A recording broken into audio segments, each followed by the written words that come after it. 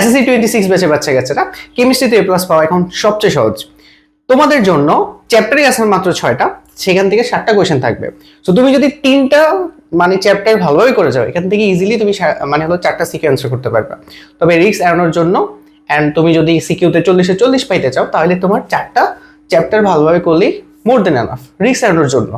ঠিক আছে, তো তোমার টার্গেট যদি এরকম থাকে 90-95 প্লাস, বাট যদি বলে এ প্লাস পাওয়ার জন্য তুমি যদি 3টা চ্যাপ্টার ভালোভাবে করে যাইতে পারো সিকিউর জন্য, তাও তুমি এখান থেকে এ প্লাস তুলতে পারবে। এ প্লাস তোলার জন্য দেখা গেছে তোমার সিকিউতে 32 অথবা 35 এর প্লাস তোলা লাগতে পারে।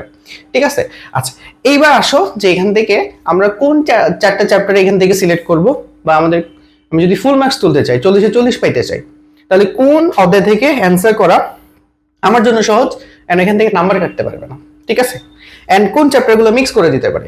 সো তোমাদের একটা এখান থেকে কনফিউশন ক্লিয়ার করে দিই আমি। সো এখানে প্রায় 6টা চ্যাপ্টার আছে। এখন আমি যদি তোমাকে সিম্পলি বলি, তুমি যে কোনো 4টা চ্যাপ্টার করলে ইজিলি এখান থেকে 4টা সিকিউ মানে পেয়ে যাবে, যে কোনো 4টা র্যান্ডম তোমার কাছে যেই 4টা চ্যাপ্টার ভালো লাগে।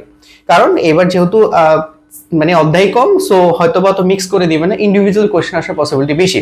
তবে হ্যাঁ, একটু রিস্ক তো থাকে, যেমন যে কোনো একটার সাথে মিক্স করে দিতে পারে, এটা স্বাভাবিক হয়।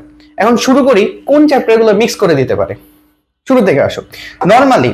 নরমালি কোন চ্যাপ্টারগুলো মিক্স করে আমি সেটা একটু আলোচনা করি একবারে, যখন আগে আমাদের ফুল সিলেবাস ছিল। ঠিক আছে, তো এই যে পদার্থের যে গঠন চ্যাপ্টারটা আছে, এই চ্যাপ্টারে আহামরি কিছু নাই, তোমার পরমাণু মডেল আছে, তারপরে হচ্ছে এখানে কিছু ইলেকট্রন বিন্যাস নিয়ে আলোচনা করছে, আপেক্ষিক ভর নির্ণয়ের একটু জিনিসপত্র রয়েছে, আর পদার্থের ইলেকট্রন প্রোটন নিউটনের বেসিক জিনিসপত্রগুলো আছে।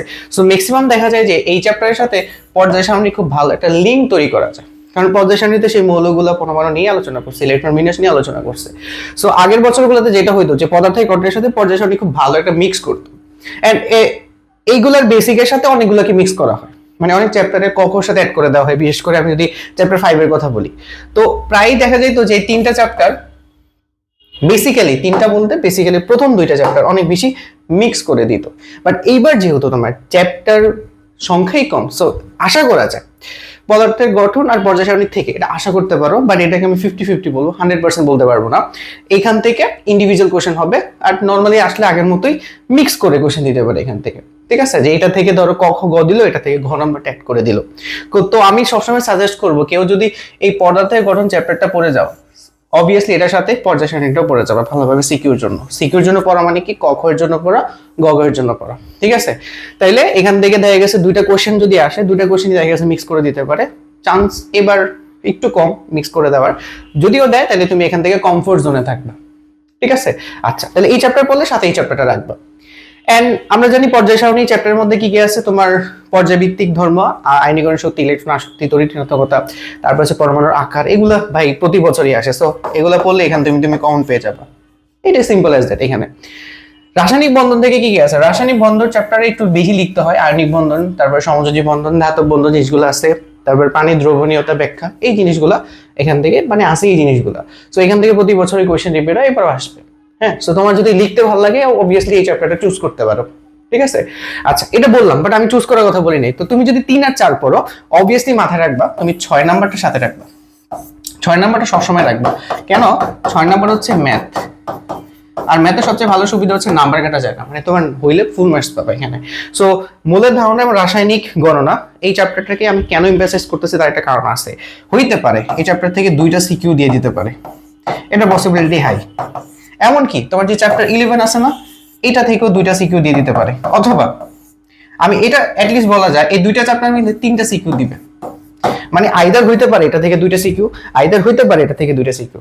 ঠিক আছে, 2টা করে হবে না, এমনকি হইতেও পারে দেখা গেছে তোমার এই পদার্থের গঠনের পর্যায় সারণী মিলে একটা সিকিউ করলো, এখান থেকে 2টা, এখান থেকে 2টা, হইতে পারে। বাট নর্মালিও যদি হয়, নর্মালি যেটা নর্মালি কপাল খারাপের হিসাব বাদ, একদম যদি কপাল খারাপ না হয়, তাইলে তোমার এই যে চ্যাপ্টার 6 আর চ্যাপ্টার 11 থেকে তোমার 3টা সিকিউ থাকবে। তো কেউ যদি চ্যাপ্টার 3, চ্যাপ্টার 4 আর চ্যাপ্টার 6 আর 11টা পড়ে ফেলে, এখান থেকে হায়ার পসিবিলিটি আছে মিনিমাম, একবারে মিনিমাম 4টা, ম্যাক্সিমাম 5টা কোশ্চেন এখান থেকে কমন চলে আসবে। সো তুমি ইজিলি কিন্তু সব কোশ্চেনগুলোকে অ্যান্সার করতে পারবা। ঠিক আছে, সো এরকম থাকলে। আর চ্যাপ্টার 7টা অনেকের কাছে মানে ভালো লাগে না, এটা ভালো না লাগার অনেকগুলো কারণ আছে, তার মধ্যে হচ্ছে প্রচুর পরিমাণে এখানে একটু মানে বিক্রিয়াগুলো একটু বেশি। তোমাদের বাকি চ্যাপ্টারে মানে চ্যাপ্টার 11 তো বিক্রিয়া আছে, চ্যাপ্টার 11 তো গেছে বিক্রিয়া, বাট এইখানে বিক্রিয়া মোটামুটি ভালোই আছে, ঠিক আছে। এটা দেখেও ইন্ডিভিজুয়াল একটা সিকিউ থাকবে, চ্যাপ্টার 5 থেকে ইন্ডিভিজুয়াল সিকিউ থাকবে। সো অনেকের কাছে এটা কঠিন লাগে, এটাকে অ্যাভয়েড করে তুমি পড়ে থাকলে, তুমি যদি সব পড়া থাকে সব পড়ে যাবে, এর উপর কোনো সাজেশন নাই, ওকে। আর যদি থাকে এরকম, তাহলে আমি যদি বলি ইফিসিয়েন্সির কথা, চ্যাপ্টার 6 আর চ্যাপ্টার 11 যদি কেউ পড়ে ফেলতে পারে, তার কাছে এই দুটো চ্যাপ্টার ইজিলি শেষ করতে পারবে, কারণ এই দুটো চ্যাপ্টারের মধ্যে কিচ্ছু নাই, ঠিক আছে। এই 4টা চ্যাপ্টার কমপ্লিট করতে পারলে সিকিউর জন্য তোমার কোনো ঝামেলা হবে না, তোমার সিকিউ ডান, এমসিকিউ ডান, সরি সিকিউর সাথে তুমি কখ যদি পড়ে নাও তোমার এসকিউ ডান, 50-এর প্রিপারেশন এখানে ডান, এমসিকিউ বাকি থাকবে। এখন এমসিকিউ তুমি যদি এই চ্যাপ্টারগুলোকে ভালোভাবে পড়ো, ঠিক আছে, সিকিউর জন্য রেডি করলে এমসিকিউ এখানে এই 90%ই কভার হয়ে যায়, কিছু থাকে না, ঠিক আছে। সো এখান থেকে 90%ই এমসিকিউ কভার হয়ে যাবে যদি সাথে সাথে ওইটা একটু পড়ে ফেলো। বাকি থাকবে এই দুইটা চ্যাপ্টার, এই দুইটা চ্যাপ্টার হচ্ছে বোর্ডের সিকিউ, 50টা করে ফেলবো, অথবা 60টা করে ফেলবো, একবারে বোর্ডের যেগুলো সবচেয়ে বেশি ইম্পর্টেন্ট এখান থেকে কমন পড়ে যাবে, বা অনেক সাজেশন আছে ওইখান থেকে, যেগুলো সবচেয়ে বেশি আসছে করলেই তোমার এখান থেকে অলমোস্ট প্রিপারেশন ডান, ঠিক আছে।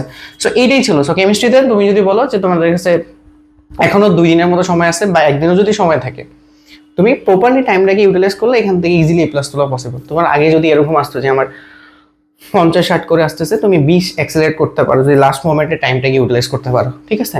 অ্যান্ড অবভিয়াসলি এই যে চ্যাপ্টার 11 নিয়ে আমি একটা 15 থেকে 20 মিনিটের একটা ভিডিও দিব। আই থিঙ্ক তুমি পুরো চ্যাপ্টারটা কিভাবে রিভিশন করবা, অথবা তুমি কিভাবে একটা গ্রাফ থেকে পুরো চ্যাপ্টারটাকে মনে রাখতে পারো, এইরকম একটা ডায়াগ্রাম দিয়ে চ্যাপ্টারটা আমি কমপ্লিট করে দিব।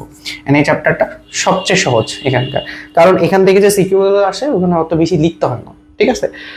মাঝে মাঝে কিছু বড় সিকিউ আসে, তবে ঢাকা বোর্ড কিছু বোর্ড আছে সহজ কোশ্চেন আসে, মানে বইটা যদি একটু ভালোভাবে পড়ো প্লাস এক্সট্রা কিছু প্র্যাকটিস করলে এই চ্যাপ্টারটা ইজিলি এখান থেকে কমপ্লিট করা যায়, ঠিক আছে। তো আশা করি এগুলো তোমাদের কাছে দিবে।